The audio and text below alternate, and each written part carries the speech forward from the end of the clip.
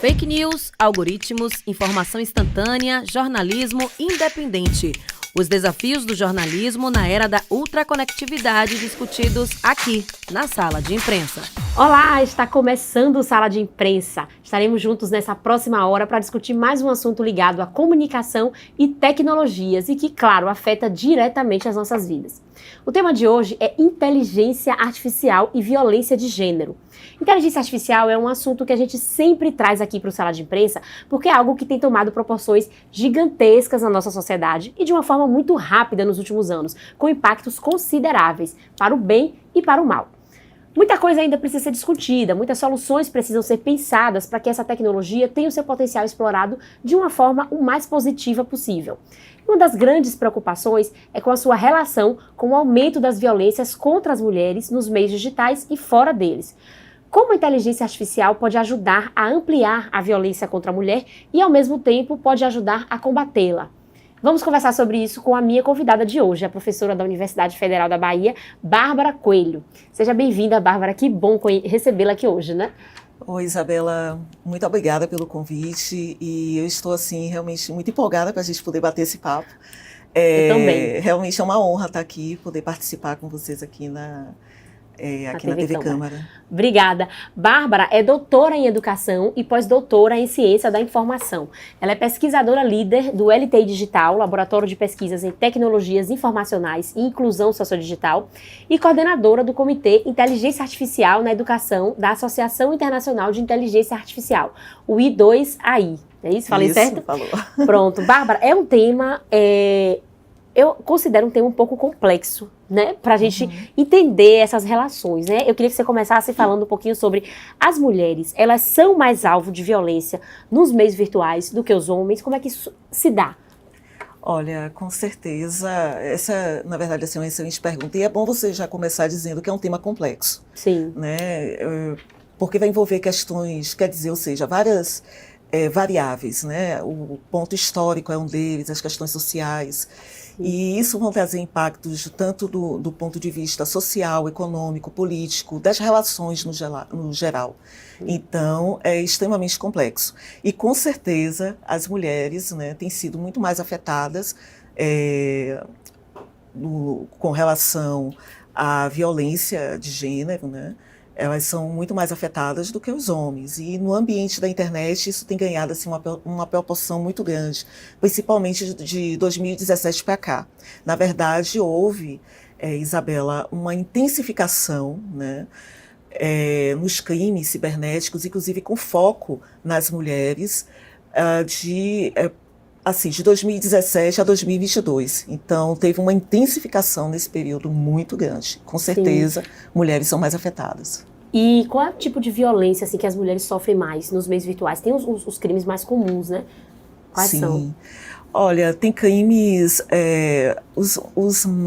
são crimes variados, mas digamos assim, que os mais identificados, principalmente na literatura, são as ameaças do tipo doxing, né? E também, por exemplo, de alguém que pega documentos, que tenta de alguma forma extrair documentos daquelas pessoas para depois utilizar esses documentos de forma a ameaçar. Olha, se você fizer tal coisa, eu vou divulgar isso na rede, vou divulgar esses documentos ou então dados seus pessoais na rede.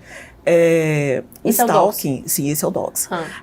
O stalking também, né, de ficar stalkeando mulheres, né, seguindo onde o que elas acessam, né, então isso também é um tipo de crime que tem sido muito comum e principalmente deepfakes, né, deepfake que é algo assim que tem afetado muito as mulheres, né? E a literatura mostra que principalmente as mulheres pretas são as mais afetadas.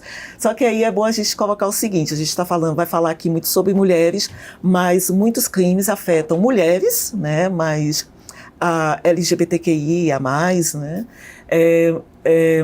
E meninas também, né? Tem casos assim muito destacados, né, com relação a meninas também, principalmente em ambiente escolar. Sim, esses casos de divulgação de fotos íntimas, né, que algumas vezes podem ser fotos verdadeiras E muitas vezes podem ser fotos geradas, né? Sim. Esse é um ponto também, Isabela, importante. Um dos crimes também que é bastante destacado é exatamente esse, de alguém pegar fotos, extrair, né, subtrair fotos íntimas e depois ficar ameaçando ou então dizer, né, eu vou divulgar essas fotos em determinados locais, se você não fizer isso, se não fizer aquilo, e muitas vezes esse tipo de ataque está atrelado a um outro ataque, que é o ataque sexual também. Gente. De fazer, né, com que aquelas pessoas fiquem intimidadas para poder ceder, inclusive, a investidas sexuais. Meu Deus, é um risco altíssimo assim, para mulheres. E você falou uma coisa essa questão do aumento, né? Eu estava fazendo uma leitura ontem e eu encontrei um dado assim, interessante que é justamente o que você falou. Entre 2017 e 2022 teve uma pesquisa da Safernet e eles registraram um aumento de 30 vezes o aumento de denúncias de misoginia na internet, né? Os crimes de misoginia, que são crimes de ódio contra a mulher.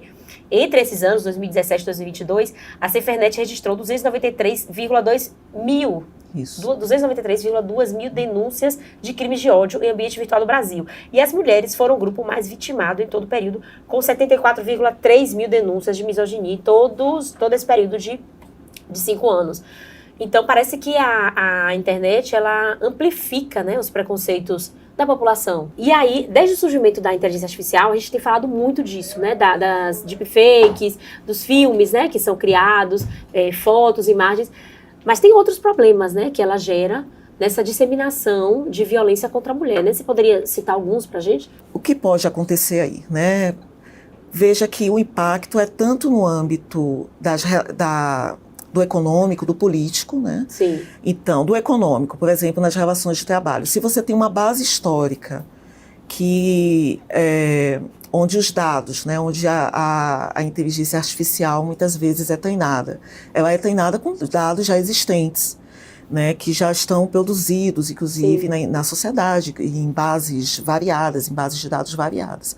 Então, se historicamente as mulheres elas têm um número menor em determinadas situações de trabalho, por exemplo, a gente sabe, isso não é novidade para ninguém, que em posições de destaque, né, no âmbito financeiro, no âmbito do mercado financeiro, por exemplo, né, vamos pegar aí, as mulheres elas têm um salário menor, elas têm não a capacidade, mas um reconhecimento financeiro menor do que de homens. Então, essa base, ela fica ali, ela é histórica. E muitas vezes a IA, o algoritmo de inteligência artificial, é treinado, né, nessa base. Então, aí a gente já tem uma variável. Acontece que as plataformas de emprego utilizam muitas vezes inteligência artificial que foi treinada com esses dados. E aí, se não tiver o controle de uma outra variável, que é o controle ali do desenvolvedor, que aí é preciso envolver critérios de transparência, inclusive na produção daqueles algoritmos, na forma como até mesmo a equipe de desenvolvimento ali também tem que ter um olhar com relação a essa situação para não ser criado um viés ou um bias, né, como a gente chama, no contexto da inteligência artificial. Então, isso pode gerar o quê? Uma mulher vai lá naquela plataforma ou numa rede social voltada a emprego, a empregabilidade. E ali ela vai ter acesso a muito mais vagas de trabalho que têm salários que são menores. Enquanto as vagas que têm salários ou que têm oportunidades de empregabilidade financeira maior, não vai para aquelas mulheres, vai para homens. E salientando que as mulheres pretas, elas são as mais afetadas nesse sentido. Meu Deus, tipo sites como o LinkedIn, por exemplo, que estão sempre oferecendo vagas, então ele vai pegar as vagas de menor salário e vai oferecer para as mulheres. Vai ficar aparecendo ali na timeline muito mais. E é uma coisa que a gente não tem como saber nunca. A gente não tem como controlar, porque os algoritmos, eles são aquilo que é dito, né? Algoritmo opaco, então algoritmo de caixa preta, né? Como também é chamado. Então tem que haver transparência também desses algoritmos, que é uma coisa que aí vai envolver uma outra questão, que talvez que tem uma relação mais direta com aspectos da regulamentação, por exemplo, da IA. Sim, Que aí sim. tem que forçar as plataformas a dizer onde é que aqueles algoritmos estão treinando, quais são os critérios, variáveis, aspectos que foram ali atribuídos na hora do treinamento. Então, esse é um ponto. Quer dizer, isso afeta as variadas relações, né, Sim. que a mulher tem na sociedade. E aí, paralelo a isso, a gente tem também aquelas outras questões que, como você bem colocou, que é o desenvolvimento de deepfake, que ali se utiliza nisso, que tem equipes, às vezes, tem grupos que estão ali direcionados para fazer esse tipo de produção. Lembrando que, eu não sei se você vai me perguntar o que é uma deepfake. Não, mas pode falar, fica à vontade, porque é sempre bom a gente estar, né, esclarecendo as coisas. É isso, deepfake eu acho que é bom a gente falar, Isabela, porque nem todo mundo sabe, né? A gente está falando aqui deepfake para lá, mas o que é de fato a deepfake? Deepfake é uma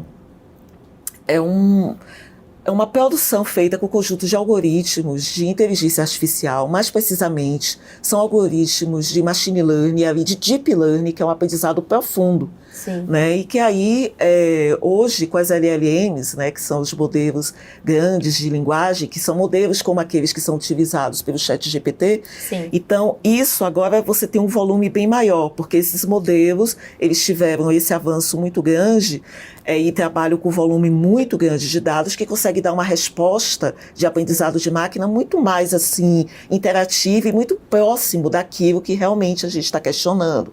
Então, as deepfakes hoje se utilizam também dos LLMs para poder ter essa qualidade, inclusive, de imagem, né, que hoje ficava muito mais fácil você perceber quando uma imagem era modificada. Por exemplo, se alguém pega aqui o rosto, um rosto de alguém, a sua imagem, né, seu rosto, e coloca em uma outra pessoa que está fazendo uma outra atividade que não tem nada a ver com você, né, ali tem a deepfake, né, o algoritmo de aprendizado profundo, ele consegue modificar aquela imagem e fazer uma colagem muito perfeita assim, né, quase que perfeita, da sua imagem com aquela outra imagem, fundindo de uma forma que fica difícil, na verdade, assim, numa percepção rápida, a gente perceber que não é a pessoa. Então, imagine isso colocada numa mídia social, né, numa mídia social digital, na internet, melhor dizendo, numa rede social. Né, aí fica difícil, até que a pessoa consiga provar que aquilo ali não é a pessoa, tal. Lembrando que hoje as plataformas elas engajam muito mais, né, com relação... Quando você tem uma informação, um dado ali que é colocado na plataforma e que cria uma celeuma, que cria uma polarização, principalmente, isso engaja muito mais. Então, aí o algoritmo entende que aquilo ali deve ser valorizado, né, e engaja, dá uma proporção, e vai divulgando mais ainda, uma amplificação bem maior. Então fica muito difícil, né? E você está falando aí que você estuda muito a violência política de gênero, né, que é uma violência específica contra mulheres que estão no âmbito da política, né, disputando cargos ou exercendo cargos. E essa violência ela é manifestada muito explicitamente na internet. Tem fora também, obviamente, mas na internet a gente vê xingamentos, ataques orquestrados, né, contra candidatas, contra mulheres. E eu estava me lembrando muito, quando você falava aí, de Manuela Dávila. Sim. Que ela sofreu se eu não me engano, foi uma eleição presidencial que ela se candidatou. Sim. E ela sofreu com a modificação da imagem dela. Não era deepfake, porque não tinha ainda essa tecnologia, mas era uma montagem grotesca. Não sei se você chegou a ver, dela com olheiras bem fortes, com uma blusa escrita, algum dizer assim que ofendia a religião, eu não me lembro exatamente o que era. E ela tava com, sabe, parecia assim uma mulher, no popular, uma mulher endemoniada. Essa imagem rodou, uma imagem grotesca. Sim. Rodou, e muita gente criticou ela por causa disso. Eu conheço pessoas esclarecidas que vieram me questionar: como é que você, como uma mulher evangélica, você defende Manuela Dávila, você viu a camisa que ela estava usando? Eu falei, gente, aquilo é uma montagem, as pessoas não percebem. Imagine com essa tecnologia aí. E Manuela Dávila foi uma das que se afastou do meio político por causa desses ataques. Perfeito. Ela alegou que ela era mãe, que ela precisava cuidar da filha dela. E ela não aguentou, assim. Então, o objetivo da violência política é esse mesmo, é afastar as mulheres. E aí, como é que a gente consegue controlar isso? Essa proliferação de deepfakes? Porque eu imagino que a eleição presidencial que vai vir, de 2026, vai ser um terror com isso. E as candidatas negras, né, a presidência, se tiver mulheres negras, a presidência, as senadoras, as deputadas, vão sofrer bastante com essa questão. E aí, vocês estão prevendo alguma coisa? Vocês pesquisadores, existe alguma forma de tentar controlar isso? E até para desmentir fica difícil, porque você vê um vídeo... e você dizer, poxa, isso não é mentira. Você vê a imagem ali, né? A voz da pessoa, a imagem da pessoa. Como é que você diz que não? E sem falar que ali, com uma proporção muito grande, porque o algoritmo também termina multiplicando isso. Veja,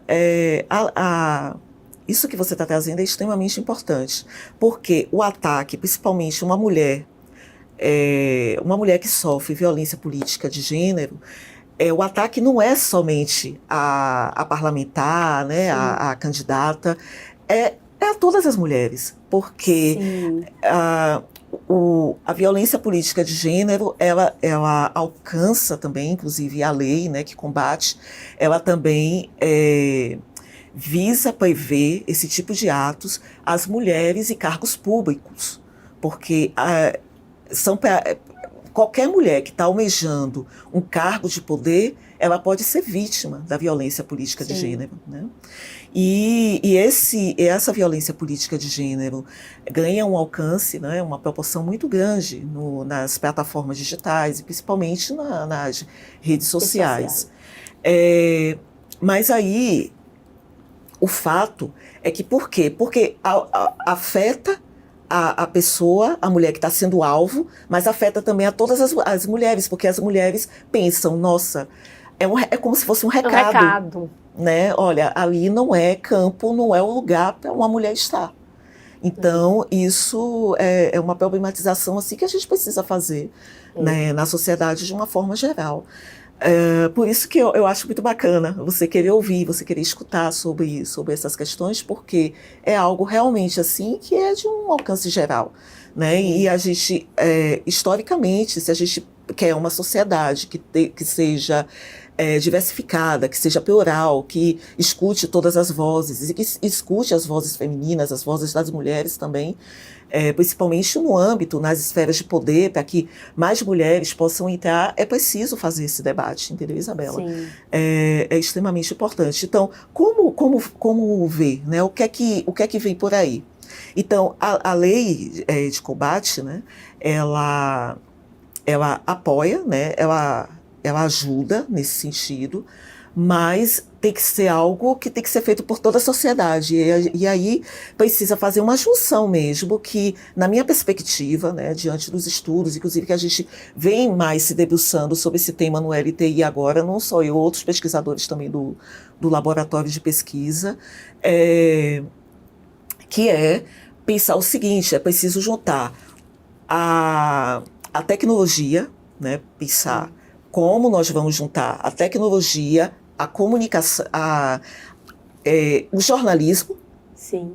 Porque tudo isso que a gente está falando aqui, principalmente essa última fala relacionada a deepfake, é paralelo também às discussões com relação à desinformação. Sim, então, juntar tecnologia, jornalismo e as comunidades. Aí as comunidades de prática, escutar as comunidades e trazer cada vez mais letreamentos, né, com relação a isso, divulgar, pensar como utilizar a tecnologia em prol do jornalismo correto, do jornalismo de verdade, né, com também aquilo que a comunidade, o estágio que a comunidade está, para poder entender o que é que ela demanda com relação a esses temas todos que envolvem tecnologias e que a maioria das pessoas estão totalmente a parte dessa discussão. Porque muitas vezes a gente está envolvida nas redes sociais, ali né, fazendo o jogo, inclusive, do algoritmo, a gente entra ali na bolha e esquece do restante, né? Então, entra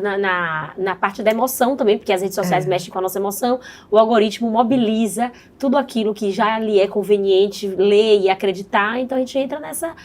Mas é um desafio muito grande que eu acho que vai vir aí na eleição de 2026, viu? Porque eu achei que já nessa já iria se manifestar, mas eu não vi tanto. Nessas eleições municipais desse ano, né? Eu não vi tanto. Mas eu acho que nas presidenciais, assim, é um outro nível de competição, né? Envolve o Brasil todo e eu acho que a gente precisa. E eu não vi ainda, não sei se já existe, nenhum protocolo, tipo assim, orientando as pessoas, né? Olha, como reconhecer um deepfake? Já existe? Já tem alguma coisa nesse sentido? Tem algumas coisas, por exemplo, o SaferNet, que você também acompanha, eles fazem um trabalho com relação a isso. E tem também produções que são mais pontuais, né, e que são distribuídas. Inclusive, a gente tem feito também um trabalho lá no LTI Digital, procurando ver o que é que pode fazer com relação a isso. Inclusive, nesse momento, agora que a gente passou das eleições, nesse momento, principalmente para ajudar as mulheres candidatas. Né? Então, uma coisa assim, de forma geral, para quem estiver assistindo, né, aqui o seu programa, o que é que a gente pode fazer para reconhecimento de uma deepfake? Tentar ver, por exemplo, junção à tonalidade da pele, né? Isso ajuda, a tonalidade da pele do rosto com a tonalidade de pele do corpo, do pescoço. E uma outra coisa, por exemplo, nós estamos aqui, né, dialogando, na câmera, a nossa tonalidade de pele, à medida que a gente se mexe, ela vai mudar o tom. Ela vai ter nuances, assim, por conta da luz, por conta daqui do estúdio e tal. A deepfake não tem isso. Ela fica ali o tempo todo no mesmo tom, não tem alteração do tom da pele. Uma coisa que também é a diferença do tom da pele do rosto com a luz que bate no pescoço. Uma outra questão é a boca, né? Porque muitas vezes quem está produzindo deepfake está muito ligado, a não ser aquelas deepfakes que são exploradas, que são desenvolvidas de uma forma mais atenciosa, entendeu? Que tem um poder de elaboração maior, mas que está produzindo, quer jogar logo, né? É uma coisa rápida. É uma coisa rápida. Geralmente, o áudio não acompanha a movimentação da boca, dos olhos, né? Então, isso também. Porque quando a gente fala com os olhos também. Então, uma coisa que a gente tem observado é sempre ver o olho, né? Qualquer forma de modificação, às vezes um nublado, uma coisinha, aquilo ali já é indício de que aquela imagem pode ter sido manipulada por algoritmo. Né? Então, esses são os pontos, assim, digamos, mais importantes. Agora, no você momento. veja como essas coisas são muito sutis. É muito sutil. Pense em uma pessoa idosa, olhando aquilo. Ela vai conseguir perceber? Né? Não, é muito difícil, gente. É muito difícil. Isso vai fazer um estrago grande, assim. Eu tenho medo mesmo do que vai vir pela frente. Se você disse que aquelas imagens que eram em um nível muito aquém do que se tem hoje, principalmente utilizando o deepfake da Manuela Dávila, muita gente dizia ali, não acreditou, não, mas aqui, tá aqui. Então imagine com o nível, a qualificação dos algoritmos agora de deepfake é uma coisa assim que quando realmente é bem feito, fica muito difícil. Aí acontece que assim, muita gente me pergunta, mas Bárbara, não tem plataformas que podem identificar, né? Site de checagem, né? Tem alguns sites de checagem, por exemplo, o IBICT mesmo tem desenvolvido o IBICT aqui, nacional, que é o Instituto Brasileiro de Informação em Ciência e Tecnologia, tem desenvolvido uma aplicação com base em inteligência artificial, que no momento atual é para exatamente identificar imagens que tiveram algum tipo de manipulação, e matérias também que tiveram manipulação, matérias jornalísticas, até posts que ganharam uma proporção muito grande em mídias como TikTok, Instagram, etc. Que usuários, inclusive, podem colocar ali, e o algoritmo do IBICT tenta identificar se aquilo ali faz uma checagem para identificar se foi produzido por deepfake, se foi produzido ou se foi manipulado pela desinformação, né? Como fake news, fake science, etc. Mas ainda assim tem assim, dependendo da sofisticação que foi produzida aquela deepfake, realmente fica difícil o algoritmo perceber. O que acontece é que muitas plataformas, algumas delas, e aí tem, eu não sei se pode dizer nome de marca aqui. Pode falar. A IBM, né, que tem uma plataforma, inclusive, que desenvolveu, já pensando agora nessas questões das eleições, principalmente as eleições americanas, que é uma plataforma exclusiva para identificar a deepfake, no grau de sofisticação que a deepfake tem hoje, mas só que é uma fortuna. Né? Então, muitas vezes, o que é que acontece? A própria plataformas como o IBM, que tem assim, um know-how, que foi uma das primeiras plataformas a desenvolver computação cognitiva com base em processamento de linguagem natural, que é exatamente o lastro que se tem hoje para o nível e a popularização que a inteligência artificial ganhou hoje. Sim. Então a gente está falando de uma gigante da tecnologia que ali se apropria dos dados. Isso é uma coisa também que a gente precisa problematizar, é que muitas dessas plataformas elas se apropriam dos dados das pessoas e depois utilizam, mas aí agora, tudo bem, né? Para uma boa finalidade. Você tem problema com o deepfake? A gente oferece aqui a solução, que custa tanto. Sim. Então... Aí, nesse caso, seria o caso mesmo dos grandes veículos de imprensa comprarem esse programa, né? Para prestar esse serviço de checagem, de verificar mesmo o que é verdade, o que não é, e é uma prestação, né, de serviço. Exato, Isabel. Ou mesmo verem, né? A gente teve esse ano, no mês de julho, o lançamento do Plano Brasileiro de Inteligência Artificial, né, o PEBIA, que foi lançado exatamente na Conferência Nacional de Ciência e Tecnologia do país, né? E aí, esse plano, ele foi lançado, inclusive com a presença do presidente Lula, e foi um plano produzido em concomitância com o Ministério de Ciência e Tecnologia, com várias organizações também, como a ABC, né, que é a Associação Brasileira de Ciência, né,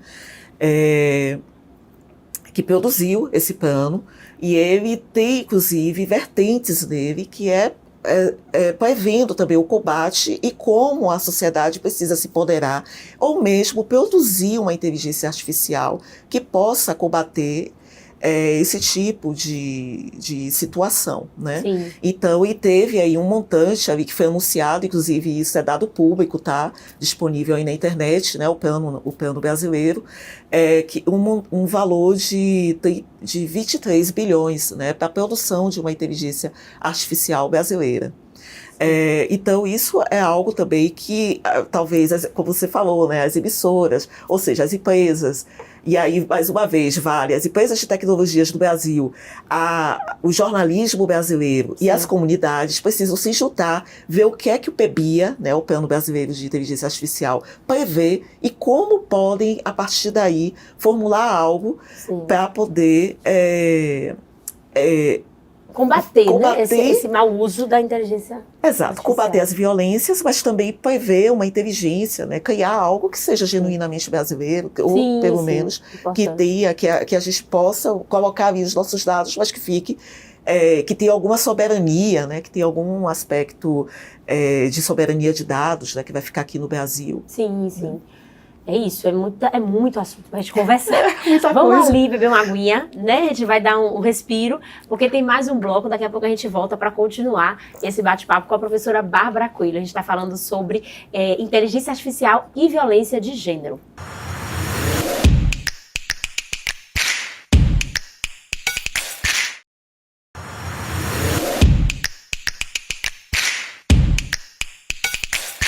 Voltamos com Sala de Imprensa. Hoje a gente está falando sobre inteligência artificial e violência de gênero. Eu estou conversando aqui com Bárbara Coelho, que é doutora em Educação e pós-doutora em Ciência da Informação, pesquisadora líder do LTI Digital e coordenadora do Comitê Inteligência Artificial na Educação da Associação Internacional de Inteligência Artificial. Bárbara, no primeiro bloco você já até deu uma antecipada em algumas coisas que eu queria te perguntar, né? Primeiro eu queria falar um pouquinho sobre os problemas que a inteligência artificial tem gerado para as mulheres, né? E aí você já já começou a falar também sobre algumas soluções que a própria inteligência artificial pode trazer no combate a esses problemas, né? Você já falou sobre como criar uma inteligência artificial que possa desmentir as deepfakes, né? Que possa servir de checagem mesmo, né? Para a população. E aí eu queria saber se tem outras formas, porque, por exemplo, um ataque orquestrado, ele é produzido por inteligência artificial. Pode ser também, né? Um ataque orquestrado contra determinada mulher, determinada figura pública, enfim. Tem meios de você barrar esse ataque através da própria inteligência artificial, ou você prevenir, ou você impedir? Já existe alguma coisa nesse sentido? Tem alguma outra utilização que possa também inibir outras violências que acontecem com as mulheres por causa da inteligência artificial? Vou falar mais especificamente no ambiente das plataformas, né? Sim, sim. Das plataformas de redes sociais. A gente sempre fala o seguinte, que se aconteceu alguma coisa com a mulher, né? A mulher se sentiu atingida, afetada, ameaçada nas mídias sociais, que ela evite, em primeiro lugar, ficar ali debatendo, ficar ali discutindo, né? Porque isso vai fazer com que o algoritmo engaje. Deve-se fazer logo print sobre aquilo, né? Sobre aquela postagem, fazer print para poder ter como prova, porque depois podem apagar, podem quebrar e podem também tirar o link do ar. E aí fica difícil fazer esse tipo de recuperação. Falar com a comunidade também que não fique ali revidando, então avisar, porque muitas vezes a gente vê uma mulher numa situação de risco como essa, né, sendo atingida por uma desinformação, né, e aí você tende a querer proteger aquela mulher, e ali vai, só que aquilo, né, a gente já viu aqui no primeiro bloco que vai gerando engajamento, o algoritmo vai entendendo como bom, porque a gente precisa pensar no modelo de mercado, que aquilo ali é um negócio, a plataforma é um negócio, né, e que precisa gerar lucro. E como é que gera lucro? Quando tem engajamento, quando tem ali mais mídia circulando. O segundo ponto é comunicar na própria plataforma. Aí a gente sempre fala da questão dos 3 pontinhos, que é ir nos 3 pontinhos da plataforma e fazer a denúncia na plataforma, informando que teve, né, explicando ali e pedindo bloqueio, pedindo que seja averiguada, porque hoje já tem nessas grandes plataformas de redes sociais, hoje já foi colocado, inclusive, ali, principalmente agora, nesse período próximo ao período eleitoral, uma medida que as plataformas que acataram e resolveram tomar, e que é benéfico, inclusive, que foi colocar de que se a pessoa ali se sente vítima de alguma coisa que foi gerada por algoritmo ou por inteligência artificial, que ela pode ali já avisar que foi inteligência artificial, né? Tem ali já as opções para que a pessoa marque, informando qual foi o prejuízo, né, que ela teve e o que foi que causou. Que ótimo que já tem essa opção, né? Isso é interessante. Uma outra coisa também, que é uma medida interessante, que foi implementado também agora, né, e a gente espera que continue nas plataformas,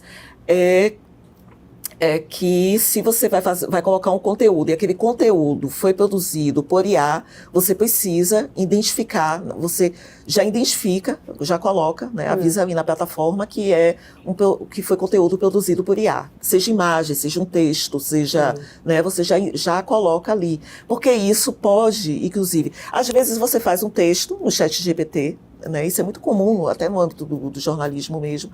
Você faz um texto porque aquilo ali vai lhe ajudar a organizar melhor as ideias e coloca, né, sobre uma matéria, sobre uma notícia polêmica na sua rede social. Mas se você não tem o cuidado de dizer que o texto foi produzido por um IA, mesmo que você tenha tido uma boa intenção que foi divulgar, aquilo ali pode ser reproduzido por outras pessoas, inclusive por pessoas que estão anônimas na mídia social, com o intuito realmente de causar uma situação, uma polêmica, tal. E aí é bom a pessoa identificar no momento da postagem que aquela ali foi uma produção, foi uma imagem produzida, tal. Aquilo não vai desmerecer em nada a sua produção, não vai ficar também específico na sua postagem, mas vai dar uma identificação do algoritmo da plataforma que aquilo ali contém algum tipo de produção feito por IA. De inteligência artificial.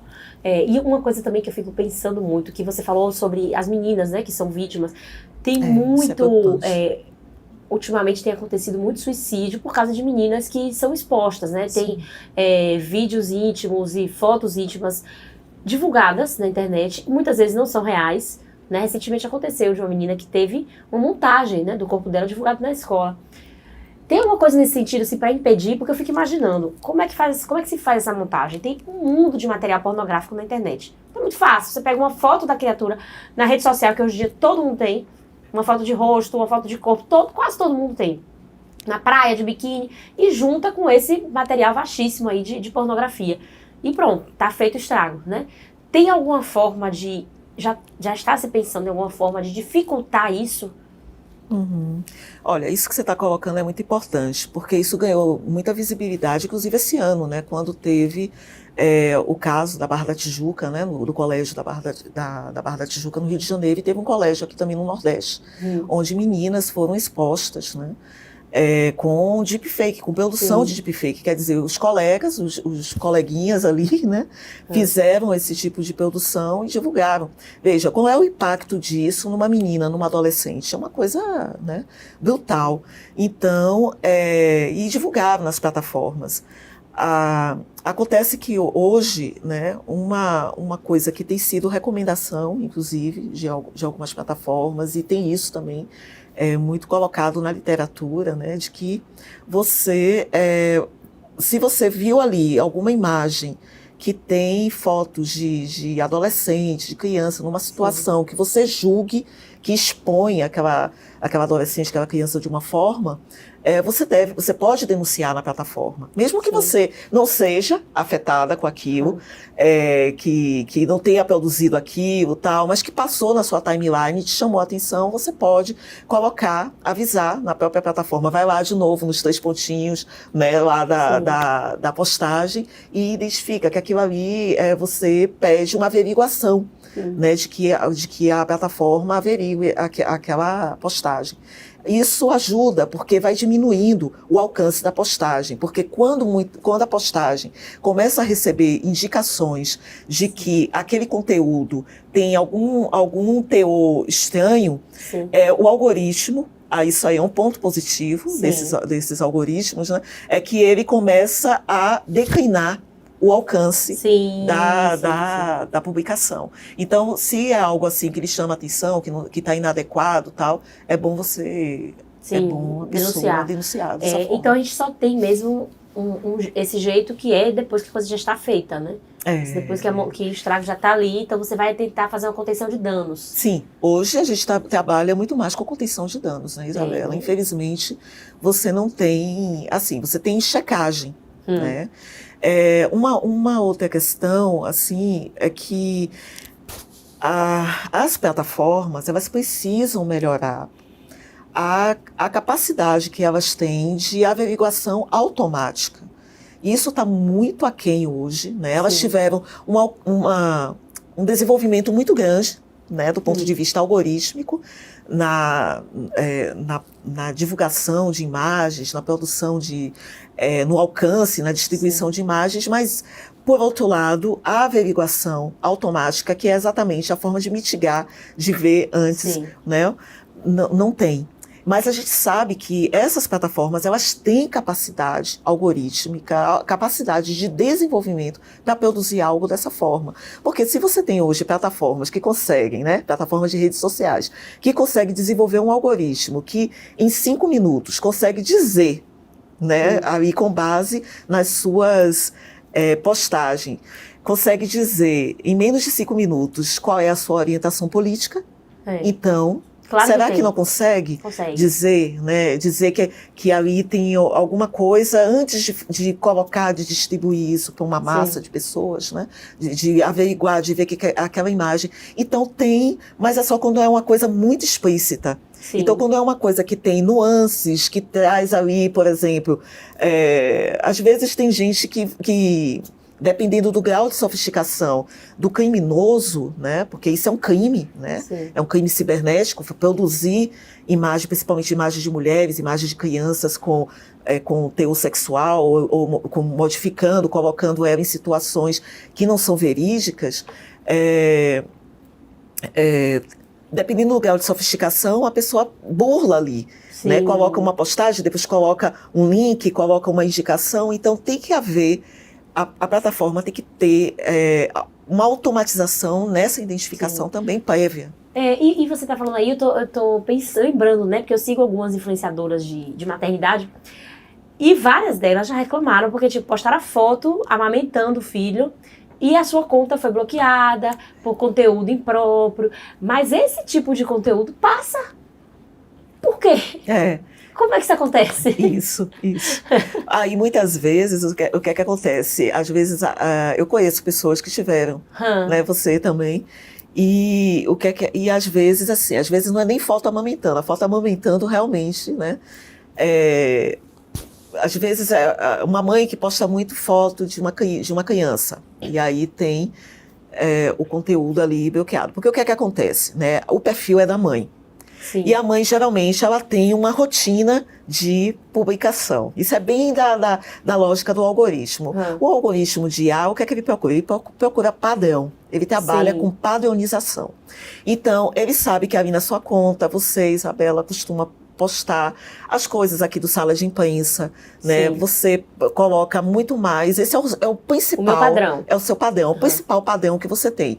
Aí, de vez em quando, você coloca uma imagem sua com uma amiga, né? Mas sempre nos ambientes, assim, que está muito direcionado ao trabalho. Sim. Mas, de repente, aparece uma foto, que você posta uma foto de uma criança. Aquilo ali vai causar um estranhamento para o algoritmo. Sim. Então, vai passar a primeira, pode passar a segunda. Na terceira, ele já acha que está tendo alguma discrepância ali. Sim. Então, ele vai dizer, opa, isso aqui não é da Isabela, isso aqui está destoando, né? Sim. Então, ele vai começar a diminuir o alcance da sua conta, esse é o primeiro passo que o algoritmo faz, e depois ele passa a não colocar mais aquela postagem para as pessoas verem.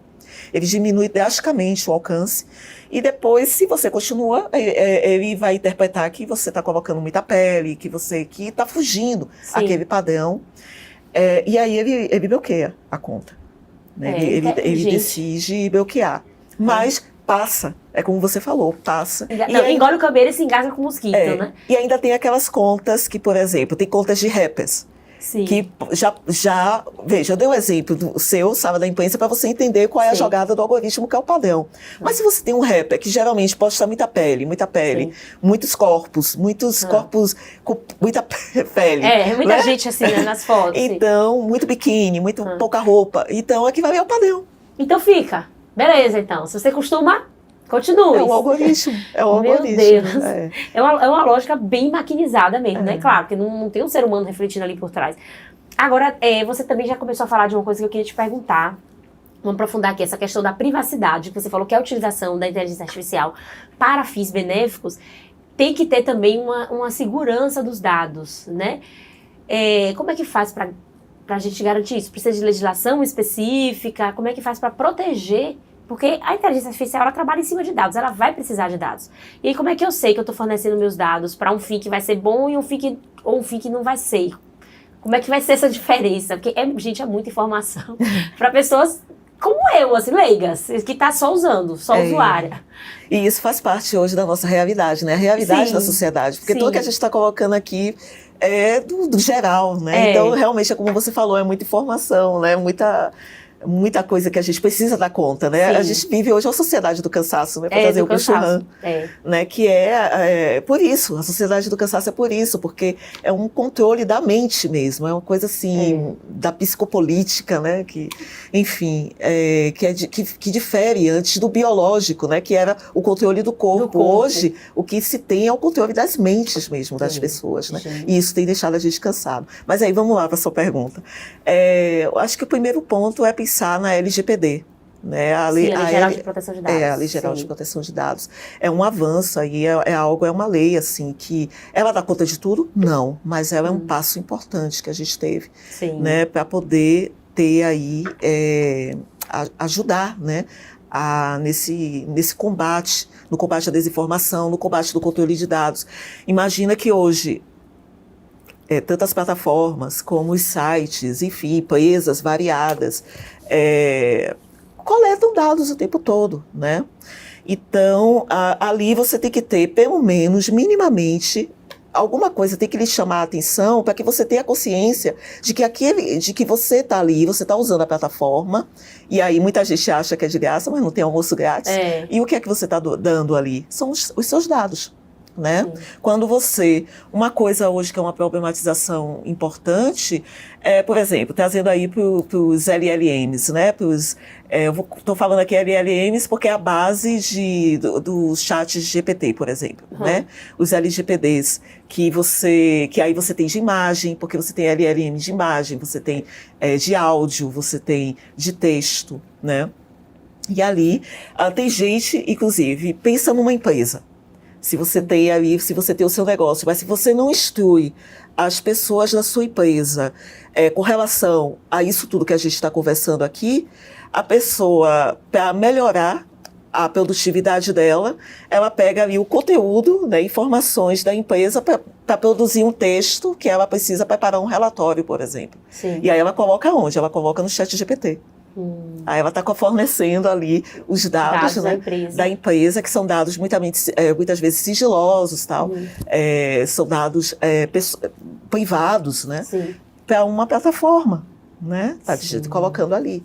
Então, são coisas que a gente precisa levar em consideração sobre esse aspecto, né, de como. Então, a LGPD é um ponto. Mas é preciso pensar em regulamentações mesmo, como a regulamentação da inteligência artificial, que talvez não seja, né, o ponto principal, mas vale salientar que na semana passada a Califórnia, né, regulamentou a inteligência artificial. Né? Lembrando que o Vale do Silício está lá. Então, onde estão as maiores, né, Big Techs, estão exatamente ali naquele local. Então, veja, e como foi que eles fizeram isso? Eles dividiram todo o parlamento, né, cada parlamento cuidou de uma parte, por exemplo, essa parte aqui vai cuidar das questões políticas, essa daqui vai cuidar das questões das mulheres, essa daqui vai cuidar das questões educacionais, envolvendo inteligência artificial. Então, aquilo ali, depois eles desenvolveram e aprovaram na semana passada essa legislação, essa regulamentação, que é sucinta, mas dá uma série de direcionamentos para as plataformas, principalmente com o uso, né, extração de dados das pessoas, dados de voz, biometria, dados de texto, né? Veja, tem GPTs aí que se colocam como psicólogos, né? E hoje, um dos maiores GPTs que tem um maior número de acesso é um GPT que é psicólogo. Meu Deus. Ou seja, ele fica ali escutando tudo no psicológico das pessoas, né? Coletando esses dados. Gente. Veja, entendeu? E a que nível de carência a gente chegou, né? De se colocar, se abrir para uma máquina. Né? E as pessoas que foram pesquisadas, né, nesse estudo que identificou, inclusive, o GPT é o psicólogo. Sim. Né? Ele... as pessoas que foram entrevistadas disseram o seguinte, que elas se sentem muito mais à vontade, principalmente a geração mais nova, se sente muito mais à vontade em escrever seus anseios, suas questões de ansiedade, etc., do que ir no psicólogo presencialmente para poder falar. Meu Deus. Então, veja que envolve muitas questões sociais aí, né? É mesmo. Agora, você está falando da legislação que foi feita na Califórnia, né? E eu estou aqui pensando, não sei se pode ser até uma pergunta bem básica, assim, mas cada lugar, cada país, no caso dos Estados Unidos, cada estado tem sua lei, né? Seria contraproducente cada país produzir a sua regulamentação? Não seria, porque a gente vive num mundo globalizado. Então, essa regulamentação que foi produzida na Califórnia, ela não vai ter feito nenhuma aqui no Brasil. Então, essas empresas estão lá instaladas, mas elas têm atuação no mundo inteiro. Perfeito. Não seria melhor, tipo, a ONU, um órgão como a ONU, um órgão mundial, produzir essa regulamentação para valer em todos os lugares, do que cada um ficar fazendo a sua e aí a empresa se adequar em cada lugar e tipo achar brechas aqui e ali para fazer dessa forma no Brasil, da outra forma nos Estados Unidos. isso vai gerar um ruído gigantesco, né? Sim. É que eu não entendo exatamente, eu não sou assim Sim. do direito, eu tenho até medo de comentar nesse sentido. Mas, pelo que o pouco assim que eu entendo, a ONU ela não consegue elaborar uma lei, uma coisa dessa forma. Mas ela dá algumas diretrizes, e ela tem, inclusive, diretrizes para a educação, né? E está disponível no site da ONU, eu recomendo, inclusive tem em português, né? Diretrizes para o uso da inteligência artificial na educação, no mercado em geral, na sociedade em geral, né? Então, é bem interessante. Mas aí o que é que acontece? Embora que lá na Califórnia foi produzido e lá estão, né? Sim, as redes, né? As Big Techs, né? Elas estão, né? A maioria delas estão lá. Mas, embora que elas estão lá, elas vão sofrer, né? Vão ter que atender de acordo com aquela regulamentação lá. Mas cada estado tem a sua soberania. Sim. Então, cada estado é que precisa desenvolver a forma como interpreta a inteligência artificial e também aí considerando até questões mais locais, culturais, né? Também, culturais, sociais de cada situação. Seria bom, eu também quando eu li fiquei pensando nisso aí que você colocou, poxa, já que foi lá, será que elas não poderiam a partir daí já pensar que em países como o Brasil, que ainda não tem nada assim, sabe, já estabelecido de regulamentação com relação à IA, será que elas não poderiam, né, seguir mais ou menos o padrão? Não, mas elas não vão fazer isso. Até porque aqui é um outro mercado, é uma outra situação. E a gente precisa entender que elas não são boazinhas. O que elas são é que elas querem dinheiro, lucro, né? É isso. O objetivo é esse. E aí, você que trabalha com essa pesquisa sobre inteligência artificial para o lado benéfico, né? Tipo, combate à violência contra a mulher. Qual é a maior dificuldade que vocês encontram em trabalhar essa IA para o lado positivo hoje? É regulamentação, questões de subsídios para as pesquisas? Quais são as maiores dificuldades de vocês? Para fazer isso andar mesmo e tomar uma proporção maior? Porque hoje a gente vê o lado negativo se sobressaindo, né? Sim. Eu vou falar uma resposta bem pessoal. Sim, pode falar. Uma resposta pessoal e uma resposta acadêmica, né? Primeiro eu vou falar acadêmica. Acadêmica nesse momento, a gente precisa, assim, a sociedade brasileira, o governo, né, de uma forma geral, o Congresso, os parlamentares, né, a gente está aqui na TV Câmara, então pedir aos nossos, né, parlamentares, vereadores aí que nos escutem com relação a isso, porque esse é talvez o maior desafio hoje que a sociedade tem. Né, de como lidar com isso. Veja que aqui a gente passeou por várias questões para tratar de inteligência artificial. Então, a academia, ela tem um certo acúmulo com relação a isso. Né? Eu sou da ciência da informação, mas tem todo o pessoal, eu posso falar aqui pela UFBA, tem todo o pessoal da ciência da computação, né? Os professores lá, inclusive, que trabalham comigo em parceria, que a gente tem projeto em parceria, como o professor Ivan Machado, a professora Tatiana Claro, e tantos outros colegas, o professor Ricardo Coutinho, da administração, também tem encampado aí, né, nesse sentido. E a gente realmente, assim, a gente na academia tem algum acúmulo de pesquisa com relação a isso. Então a academia não pode ficar de fora. Quando a gente fala de comunidades, a gente está falando de envolvimento também das universidades. Das comunidades acadêmicas, né? Da ciência, né, por causa do acúmulo que a gente tem com relação a isso. Então, assim, a política hoje precisa ter um olhar diferenciado para isso. E direcionar recursos mesmo, sabe? Para essa questão, pensar, chamar a academia e a sociedade civil, as empresas, as startups, para pensar formas de regulamentação, sem também proibir o desenvolvimento dos algoritmos da inteligência artificial aqui no Brasil. Né? A gente também não pode ter coisas que proíba também, que vá causar um tipo de declínio no desenvolvimento dos estudos com relação ao algoritmo. Mas, por outro lado, a gente precisa ver quais são as demandas reais da sociedade e ver como a gente pode dar respostas mais rápidas com relação a isso. Sim. É. Agora, só te interromper, desculpa te interromper, mas rapidinho, eu tenho um comentário para fazer, porque, tipo assim, a gente vai colocar nas mãos dos políticos, né? Claro que eles têm obrigação, mas veja como a gente está num cenário perigoso. A política hoje tem instrumentalizado bastante o mau uso da inteligência artificial. Sim. Então, será que eles terão interesse de se debruçar sobre isso, né? Essa é a questão. Assim, claro que você tem um mercado de pedofilia que também lucra muito, você tem um mercado de exploração sexual de mulheres que também lucra muito, mas a política também tem jogado muito bem esse jogo de utilizar de forma ruim.